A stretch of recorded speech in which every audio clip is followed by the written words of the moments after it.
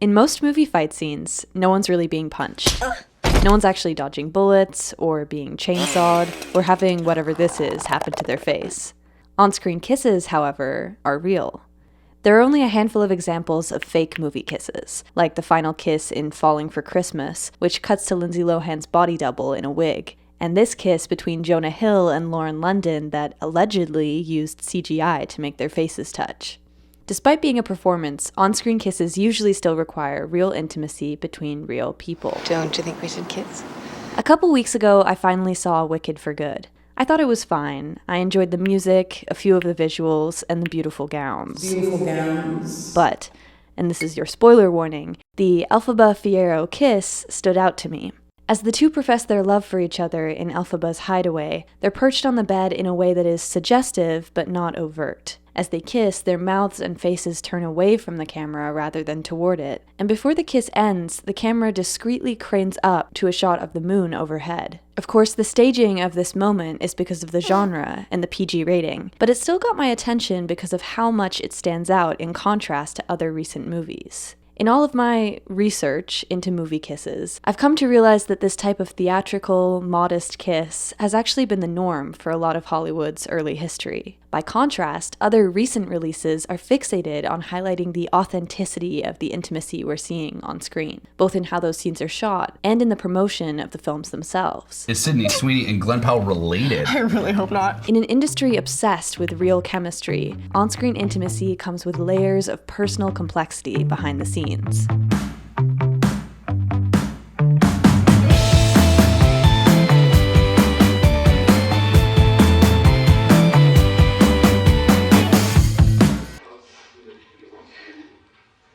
In the late 1800s, early films began as technological attractions. Seeing one was like seeing a magic trick in a carnival tent, and they were often presented as part of vaudeville variety shows. One of the most popular and polarizing early film experiments was an on-screen kiss shared by two actors from the musical The Widow Jones. The 20-second film was an international sensation and was promoted with the tagline, "They get ready to kiss, begin to kiss, and kiss and kiss and kiss in a way that brings down the house every time." A pretty comprehensive description beat for beat. Some critics at the time were outraged, with one writing, "The spectacle of their prolonged pasturing on each other's lips was hard to bear. Magnified to gargantuan proportions and repeated 3 times over, it is absolutely disgusting. Such things call for police intervention." Interestingly, it wasn't the mere act of kissing that was a cause for scandal. The vulgarity of the kiss was instead due to the size of the image on screen. People hadn't had the opportunity to see other people kissing up close before, and the cinema allowed audiences to voyeuristically observe intimacy, looped over and over again in the dark, without shame. This would have felt distinctly different from theater performances, where there was always the chance that an actor could look back and make eye contact with you.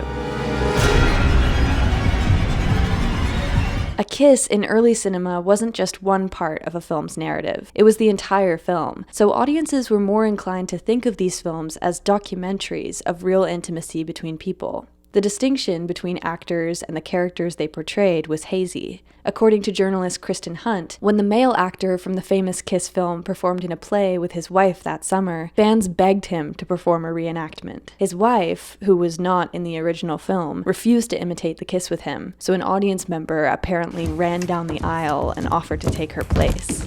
This kiss became forever associated with the actor's identity off-screen.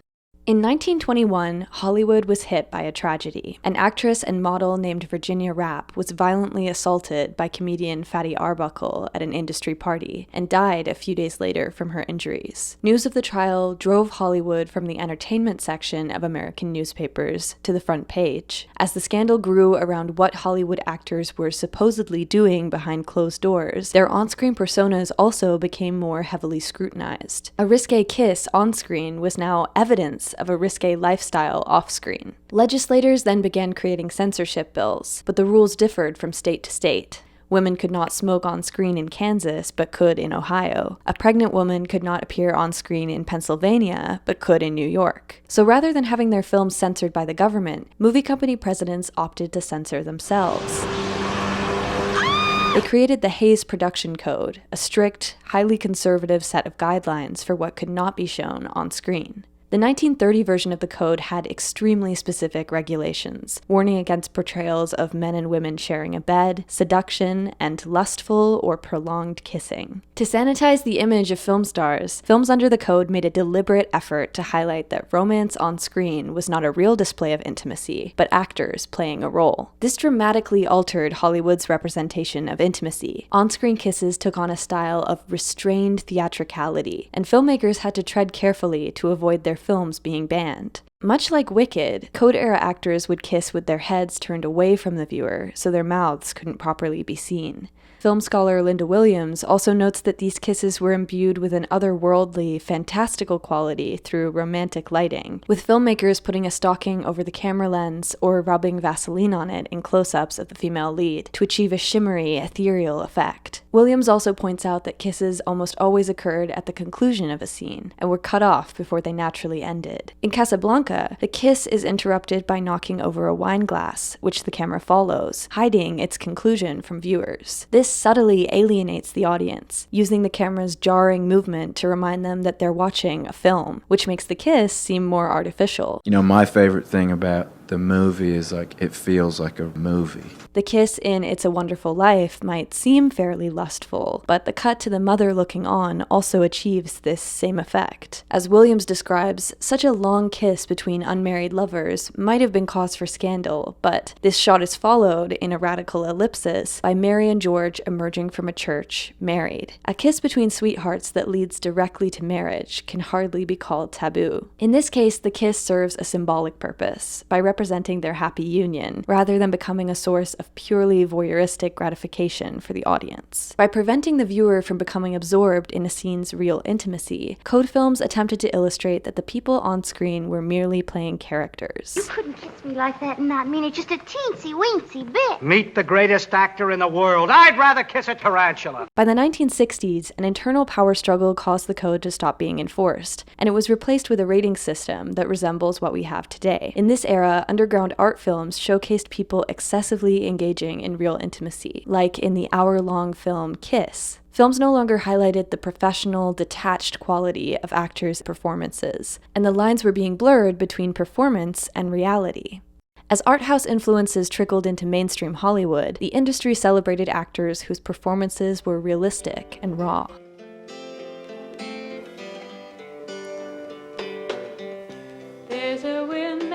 By the 21st century, the idea of real chemistry between romantic co-stars became a stamp of approval, signaling that the intimacy was well done and believable. While other elements of a performance could be simulated, it seemed as though chemistry could not be faked. As Pamela Stevenson Connolly writes for The Guardian, depending on their type of training, actors often take highly personal aspects of themselves, such as their individual courting style, their own erotic response, and perhaps even their physical nakedness, bestow those qualities on the character they're playing, and try to engage in a heightened connection with a stranger who is attempting the same process in relation to them. In this context, actors could easily end up bringing a level of personal truth to intimate scenes that they would not necessarily be bringing to the rest of their performance. If chemistry between actors couldn't be simulated, then it was deemed necessary to test for it during the auditioning process. As Anne Hathaway says, back in the 2000s, and this did happen to me, it was considered normal to ask an actor to make out with other actors to test for chemistry, which is actually the worst way to do it. Here, actors who might otherwise be perfect for a role could be ruled out due to a perceived lack of chemistry with a co-star in a screen test. But in this circumstance, what is chemistry really? In real life, chemistry is highly personal, an emotional connection felt between two people through biological responses and pheromones. So when a director talks about chemistry, they aren't actually talking about some kind of undetectable chemical compatibility. They're referring to their external perception that the two performers are attracted to each other. As Stevenson Connolly writes, during casting readings, directors and casting directors will look for physical signs of natural attraction between actors, such as enlarged pupils, open body language, giggling, skin flushes, or heightened awareness of each other. This was certainly the case for the casting of a film like Twilight. Rob and Kristen auditioned on my bed, the kissing scene. Rob was so into it, he fell off the bed. I'm like, dude, calm down. And at the end, Kristen was like, it has to be Rob, But I could tell they had a lot of chemistry, and I'm like, oh my God. No one really said anything. It was just just do whatever. It's very intimidating going into that. You're like, okay, I have to be sexy now. And I'm not really acting. I'm just like, this is how I kiss people or whatever. So while some actors might be able to fake a blush on command, it was thought of as easier to just cast actors who seemed to be attracted to each other. It was the best audition experience I've ever had. And I just walked out of that room and I was just in another world. Like, I just couldn't catch my breath. This was even more useful on a marketing level. Robert Pattinson and Kristen Stewart's secret relationship during the filming of Twilight generated a huge amount of intrigue, for example. These off-camera relationships all became the source of gossipy conversation, tabloid articles, and interview segments, which fed back into the hype around the films. So while code films tried to remind audiences that the intimacy they were seeing was a performance, these films saw the immensely lucrative benefits of a kiss that felt authentic. But letting actors just freestyle in intimate scenes also poses danger, especially when the two performers have unequal power dynamics. For up-and-coming actors, the threat of being replaceable is ever present. If they won't do it, someone else will. The early Me Too movement saw actors like James Franco accused of sexual misconduct for, among other things, removing the plastic protective barriers of his female acting students during intimacy scenes. Franco was working on an HBO series at the time, and these accusations led HBO to announce that all of their future productions would be staffed with a new role, an intimacy coordinator. The position of intimacy coordinator evolved from fight and stunt coordinators, who choreograph any risky scenes and advocate for actors to ensure that they're safe. By approaching intimacy scenes like a carefully rehearsed dance, actors are able to create a sense of separation between how they might, say, kiss someone off-screen and how their character would kiss someone on-screen. Intimacy coordinators also help actors negotiate a nudity rider, which outlines what actors are comfortable revealing on camera and prevents them from being pressured in the moment. Is this shorts or a skirt? Neither, they're skirts. And they also ensure that there's a closed set, where only necessary crew members are present during filming. This prevents experiences like Amelia Clark's on Game of Thrones. I have no idea what I'm doing. Never been on a film set like this before. Yeah. And now I'm on a film set completely naked with all of these people, and I don't know what I'm meant to do, and I don't know what you want, and I don't know what I want. As the concept of intimacy coordination spread, it became a source of public fascination. On press tours, everyone was being asked if they'd worked with one. There should be an intimacy coordinator always, because they are a stunt. I've always felt really safe with an intimacy coordinator because it feels like they're the mediator. Anything to make not just actors but crew feel comfortable around intimacy is a great thing. I was like, great, I'm so glad she's there for the younger actresses. I don't know that I need any help. She comes into my trailer and I'm like, okay, cool, I'm good. And then she was amazing. Thank God for intimacy coordinators. I was meant to orgasm. I went, oh God, how do you do that? She said, imagine the sun is hitting your face. That was great. And you just go like this. Yeah.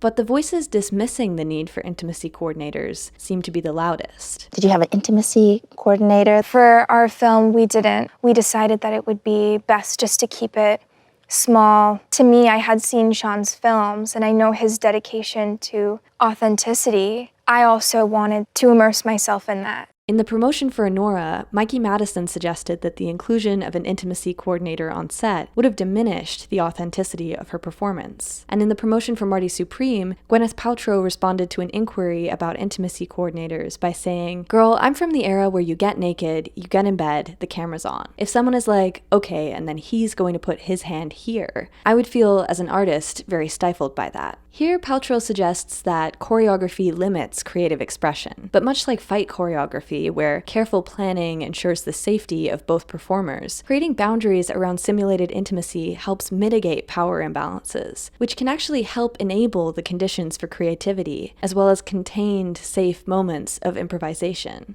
Jennifer Lawrence's comments during the press for Die My Love also recently received a lot of attention. We did not have one, or maybe we did, but we didn't really. I felt really safe with him. He's like not pervy. Yeah. The decision not to use an intimacy coordinator may be uncomplicated for actors who are experienced, well-respected, and, in Lawrence's case, actually a producer of their film. But when actors publicly dismiss the importance of the role on a large platform, they make it more difficult for less experienced or successful actors to access these same standards of safety, creating shame around seeming difficult, or worrying that by doing so, they'll imply that their co-star is a perv. Female actors definitely tend to face greater scrutiny in this conversation. And it is true that here they're each merely explaining the reasoning behind their personal choice on set, after being directly asked to comment on it. But I do find it interesting that these comments have all come during these actresses' award campaigns for their various films. In this context, their statements seem to play into the unspoken belief that real, serious cinema is often that which pushes actors to their limits through physical transformations, injury, intense training, or emotional turmoil, and that accessing a level of genuine, unrestricted intimacy with your co-star is part of this practice. But whether or not an actor was authentically feeling those emotions in a scene usually doesn't really have a bearing on a viewer's interpretation of a story. Audiences on the outside can't just magically tell when two actors like the smell of each other's sweat or whatever. Rather, a viewer's perception of chemistry stems from their personal connection to a scene. As Stevenson Connolly notes, the truth is, each audience member projects their own particular, deep-seated longing, lust, and love aspirations onto whichever couple displays the right character, appearance, behavior, situation, and relating style for their individual tastes. They're part of a three-way relationship, in a triangle with the two actors. It's a funny way to put it, but I think it's true. This is why, for example, the superior Pride and Prejudice adaptation has been hotly debated for so long, or why, unfortunately, there are still people who think Rory and Dean should have ended up together. It's also why some people argue that Bella and Edward lack chemistry, despite the actors' connection off-screen. On-screen chemistry isn't a science. It's a projection of personal desire onto a fictional relationship, and can be manipulated through the formal and paratextual elements of a film. What is that? What? That thing that you're doing? Nothing! From the very beginning, cinema's ability to give us such close access to intimacy has been regarded as both fascinating and uncanny. Because kiss scenes serve as documentaries of a real action taking place, actors can easily become conflated with their characters. While early films might have tried to prevent this, contemporary films have deliberately exploited these blurred lines. At the moment, the industry seems to be experiencing some growing pains, as filmmakers attempt to protect actors while still producing films that are challenging and subversive. I'm pretty sure both things can happen at the same time.